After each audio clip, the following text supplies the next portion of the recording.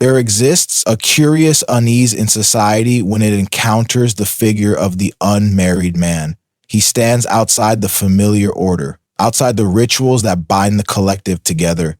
Marriage, for centuries, has been more than a union between two individuals. It has been a structure that stabilizes civilization, a way of anchoring men within responsibility, family, and continuity.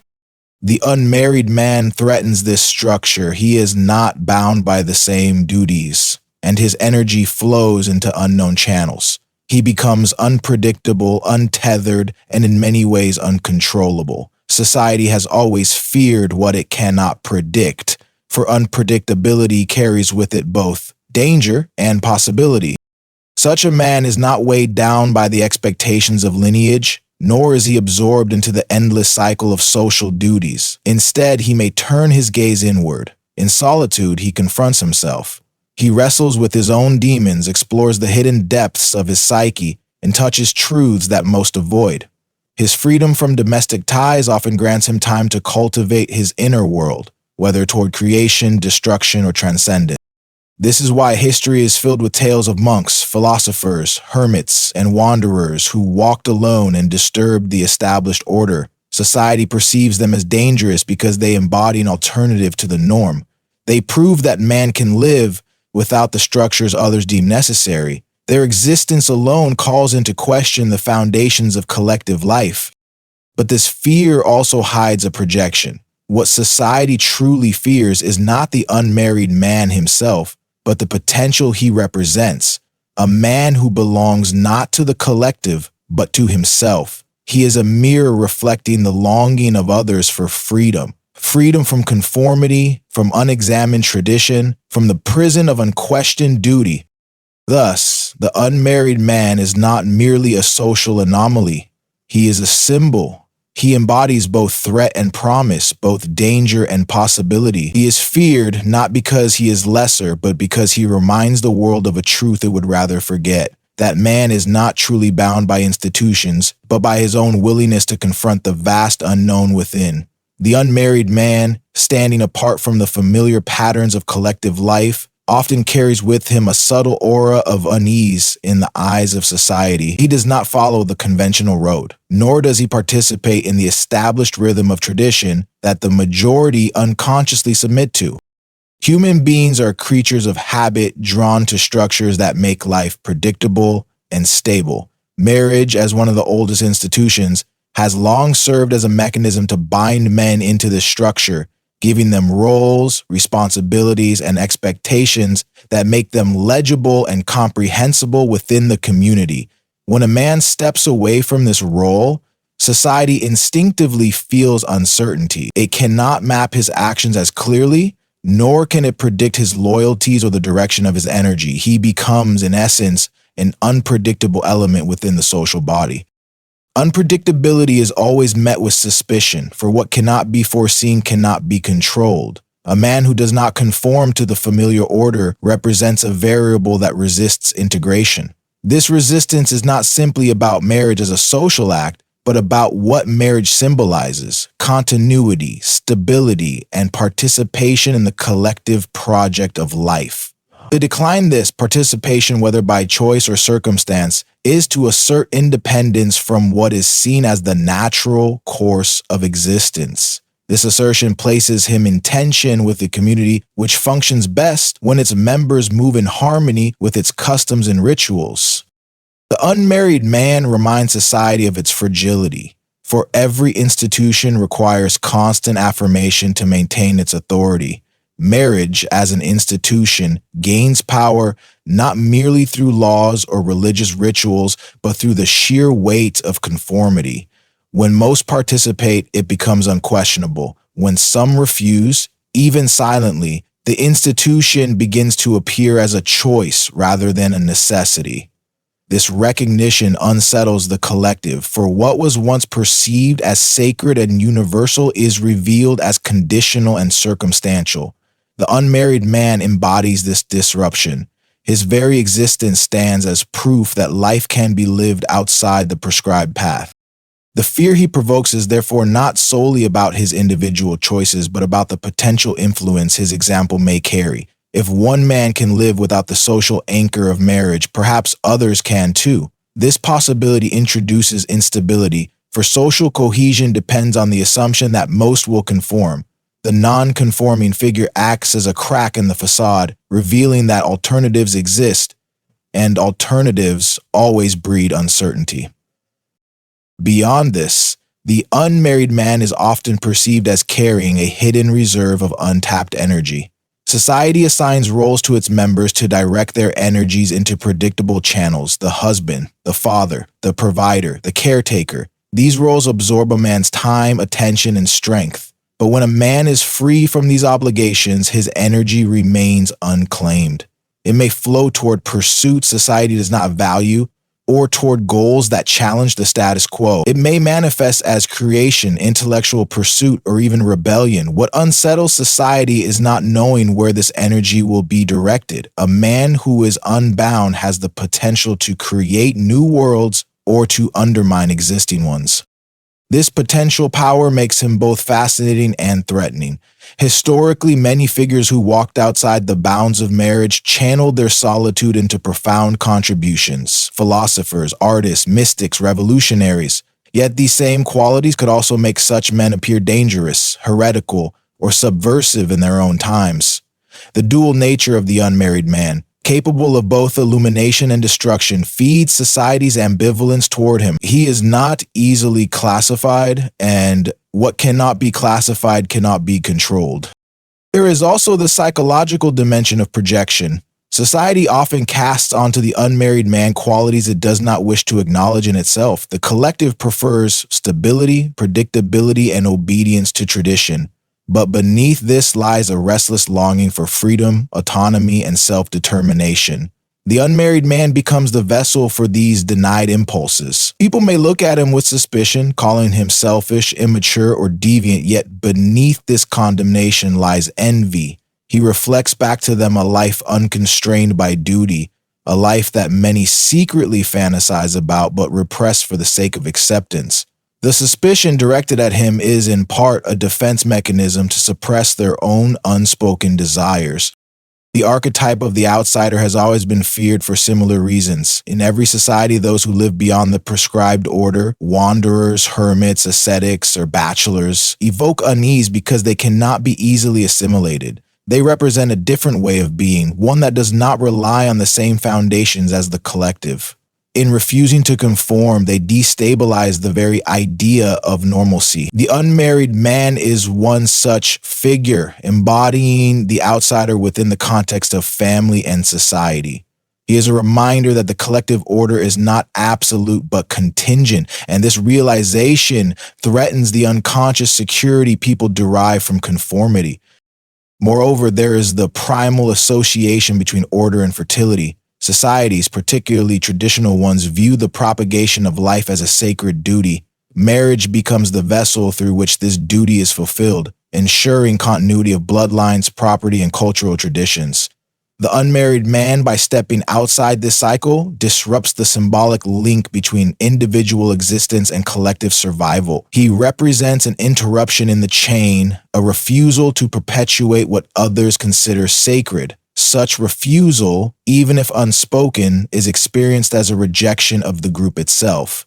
It is no surprise, then, that throughout history, bachelors were often stigmatized, caricatured, or forced into roles that diminished their autonomy, all to neutralize the silent threat they represented. Yet it is not only society's fear of disruption that fuels this unease, but also its fear of mystery. The married man is transparent. His roles and duties are visible and defined. The unmarried man, by contrast, is opaque. His life cannot be easily read. He moves according to inner motivations rather than external obligations. This inward orientation makes him a psychological enigma, for he is not anchored by the obvious milestones of conventional life. He becomes difficult to understand, and what cannot be understood is often feared. Mystery unsettles, for it forces people to confront the unknown, and the unknown always awakens deep anxieties in the human psyche.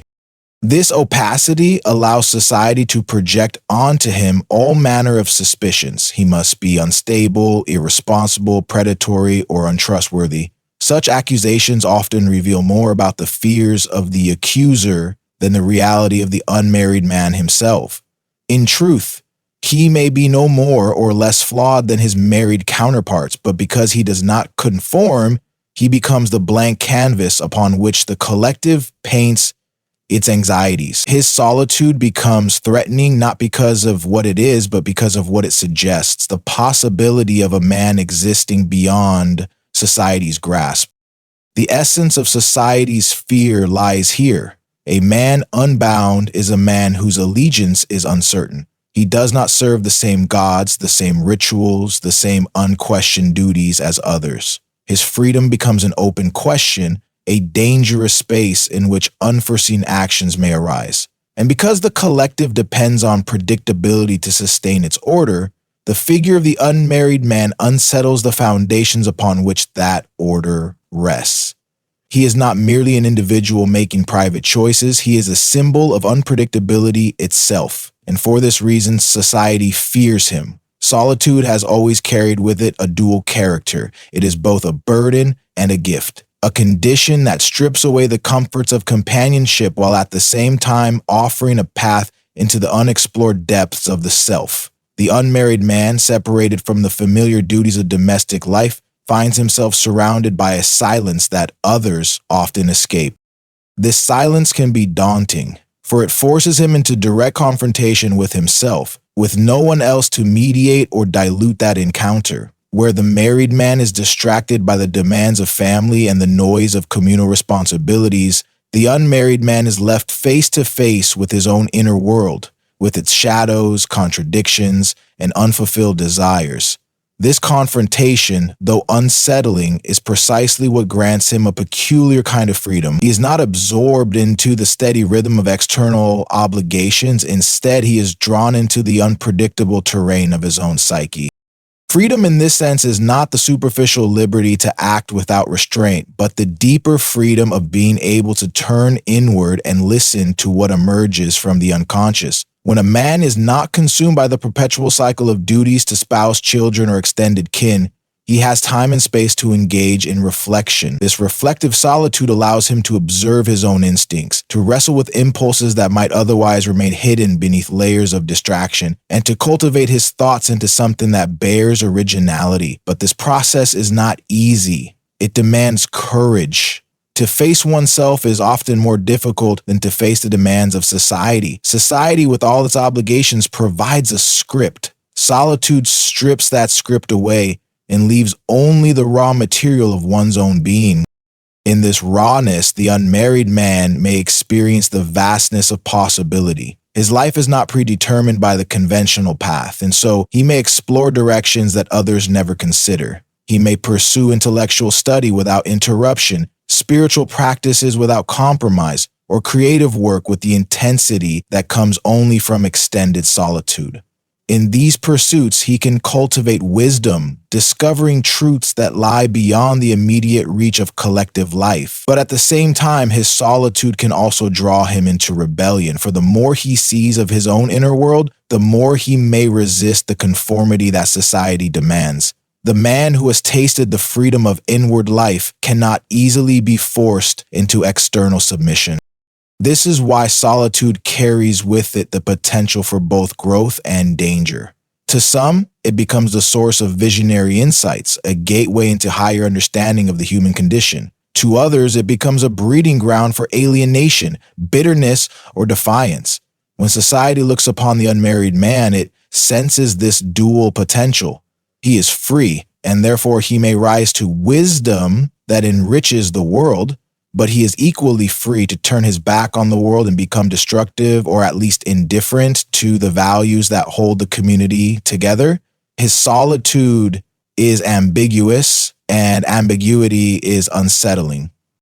History provides many examples of men whose solitude became the seedbed of profound contributions. Thinkers who withdrew from society often produced ideas that changed the course of civilization. The philosopher, the poet, the mystic, and the inventor frequently walked the solitary path not out of disdain for others, but because solitude created the conditions necessary for deep work. Yet, for every solitary sage, there are also solitary rebels, whose distance from the collective turned into contempt, whose isolation gave birth to ideas that threatened the very structure society relied upon. Both possibilities emerge from the same source, the freedom solitude grants.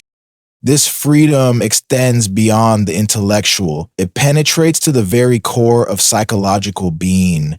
In solitude, the unmarried man cannot rely on external relationships to define his identity. He is forced to build his sense of self from within, to face the insecurities and unresolved conflicts that others may bury beneath roles like husband or father. These roles, while meaningful, can also serve as masks that prevent deeper confrontation. The unmarried man, lacking these masks, cannot so easily escape. He encounters his shadow, that neglected and often repressed side of himself, and in struggling with it, he either matures into greater wholeness or becomes ensnared by the very forces he fails to integrate.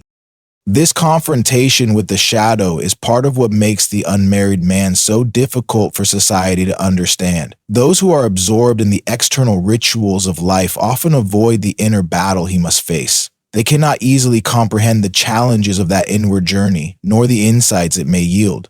As a result, society projects onto him either admiration or suspicion. Admiration when his solitude produces wisdom, suspicion when it produces strangeness or defiance. Both reactions stem from the recognition that his life follows a rhythm that is not dictated by collective norms.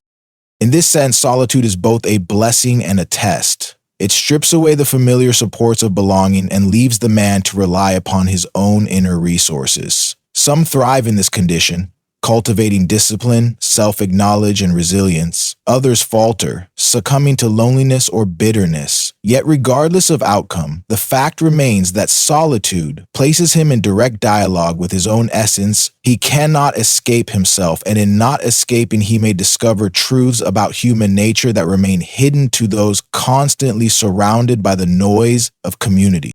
This is why solitude is feared as much as it is revered. It offers the possibility of liberation from conformity, but liberation always threatens the collective order.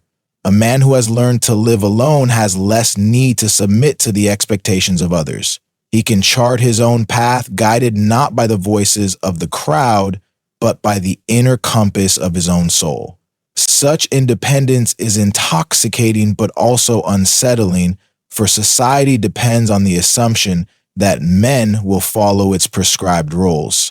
The unmarried man, by virtue of his solitude, steps outside these assumptions. He becomes an unknown force, capable of shaping his life according to principles that may not align with the values of the group. Thus, the unmarried man's solitude is a space of transformation.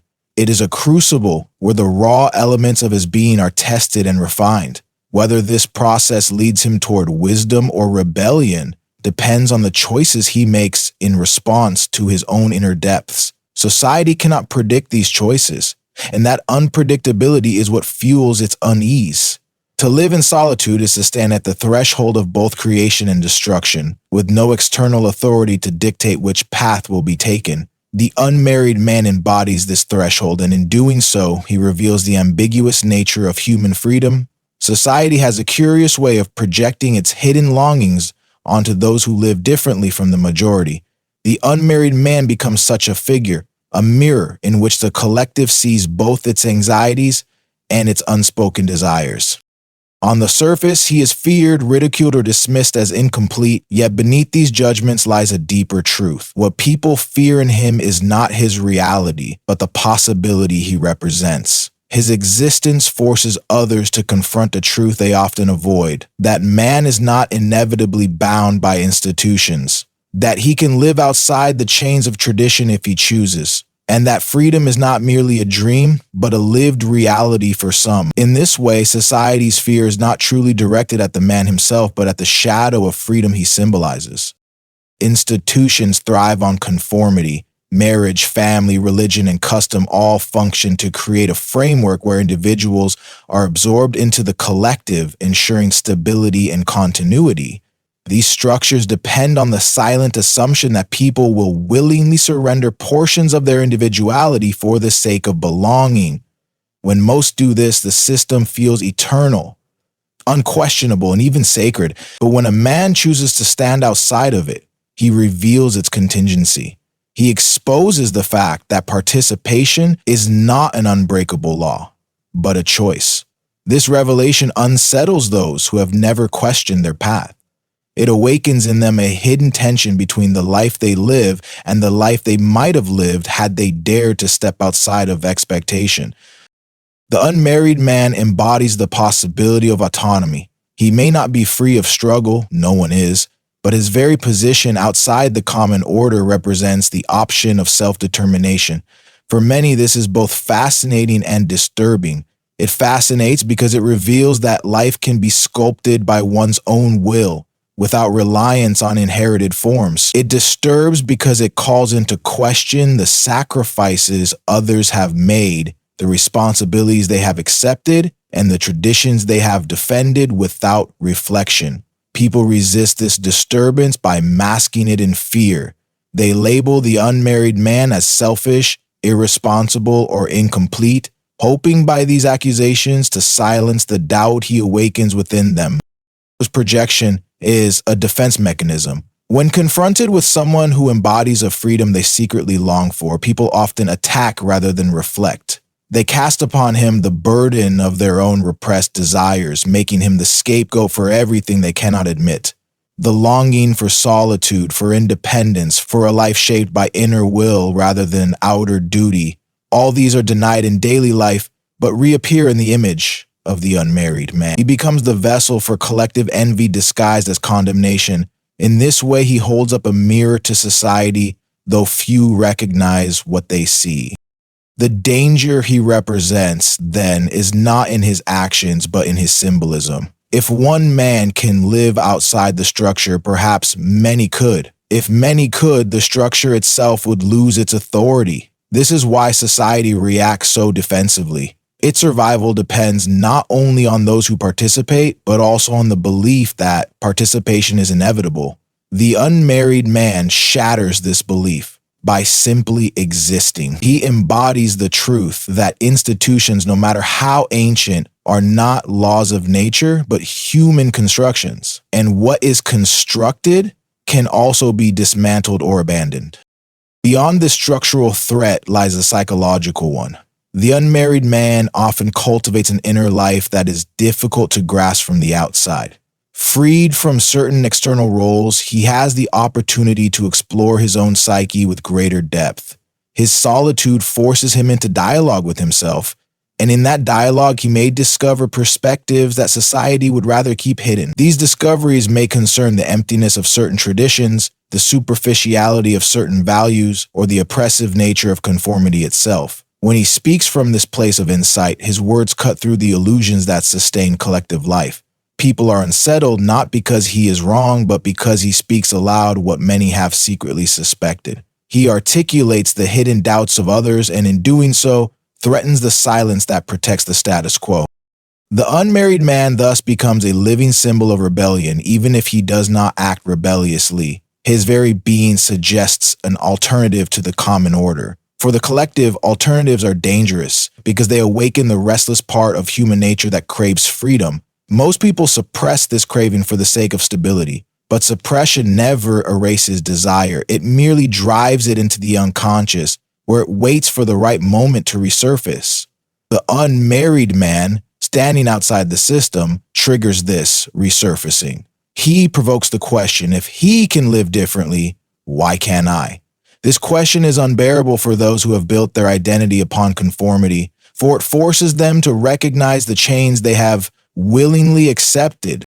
In this way, society fears the unmarried man not as an individual, but as a symbol of possibility. He is a reminder that human life is not as fixed as people would like to believe. He reveals that the traditions they uphold are not absolute, that the paths they walk are not the only ones available. and that the sacrifices they have made were not inevitable but chosen. This revelation can feel like an accusation, as if his very existence calls into question the validity of their choices. To silence this accusation, society often marginalizes him, mocks him, or portrays him as incomplete. By doing so, it attempts to reaffirm the superiority of the collective path and dismiss the alternative he represents. But the truth is that fear and envy are intertwined. People fear the unmarried man because he awakens envy, and they envy him because he embodies freedom. This paradox explains why he is simultaneously ridiculed and romanticized, condemned and admired. On one hand, he is portrayed as lonely, bitter, or deviant. On the other hand, he is imagined as mysterious, independent, and free. These contradictory images reflect the contradictory feelings he evokes, a mixture of fear, resentment, and longing. He represents what people most desire and most dread at the same time, the possibility of living according to one's own will. At its core, this fear is rooted in the human tendency to cling to certainty. Institutions provide the comfort of certainty, the sense that life follows a predictable script. Freedom, by contrast, is uncertain. It is open-ended, ambiguous, and full of risks. The unmarried man embodies this uncertainty. He does not walk the well-trodden path, he carves his own. This carving may lead him to greatness or to ruin, but in either case, it is his own. For those who cling to the safety of convention, this autonomy appears dangerous. They fear it not because it harms them directly, but because it exposes the insecurity of their own choices. The unmarried man is therefore not merely a social anomaly, but an archetype. He is the outsider who shows the group what it does not want to see, that the structures of society are sustained by agreement, not necessity, that freedom is always available, though it demands courage, and that institutions are as fragile as the conformity that upholds them. Society fears him because he breaks the illusion of inevitability, revealing that beneath all tradition lies choice, and beneath all conformity lies the will of the individual.